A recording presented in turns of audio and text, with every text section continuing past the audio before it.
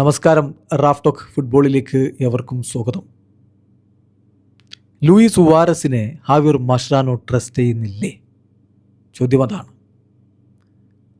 CONCACAF champions കപ്പിൻ്റെ pre quarter ആദ്യപാദ മത്സരത്തിൽ നാഷ്വിൽ എഫ് സിയോട് ഇന്റർ മയാമി ഗോൾ രഹിത സമനിലയിലാണ് ഇന്ന് പിരിഞ്ഞത്.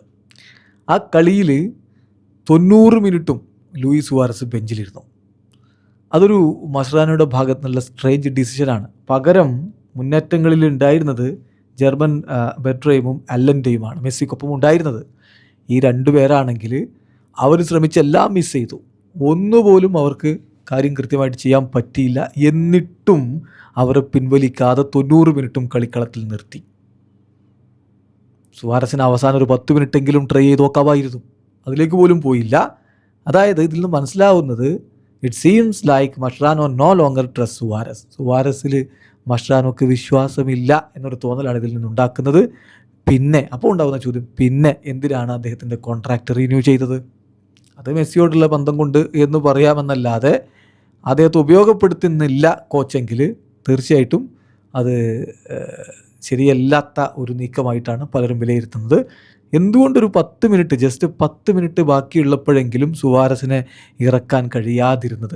അദ്ദേഹത്തിന് ഫിസിക്കലി പ്രശ്നങ്ങളുള്ളതായിട്ട്, പരിക്കിൻ്റെ പ്രശ്നങ്ങളുള്ളതായിട്ട് എവിടെയും കണ്ടില്ല. ഇന്റർ മയാമി സാധാരണ ഓരോ കളിക്ക് മുമ്പും താരങ്ങളുടെ പരിക്കിൻ്റെ വിഷയങ്ങൾ പുറത്തുവിടാറുണ്ട്. അതിൽ ഏതായാലും സുവാരസ് ഇല്ല.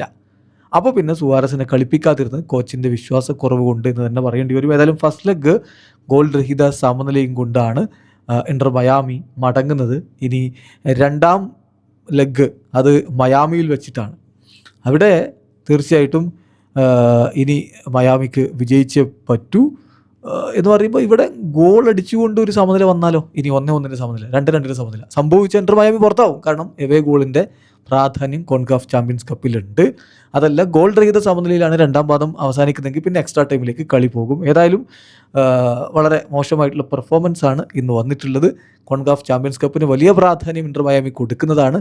മെസ്സിക്കും സംഘത്തിനും രണ്ടാം റൗണ്ടിൽ വിജയിക്കാൻ കഴിയുമോ എന്നുള്ളതാണ് ഇനി കണ്ടറിയേണ്ടത്. വീഡിയോ അവസാനിക്കുന്നു. ഫുട്ബോൾ ലോകത്തെ കൂടുതൽ വിശേഷങ്ങളുമായി റാഫ് ടോക്സ് എത്താം.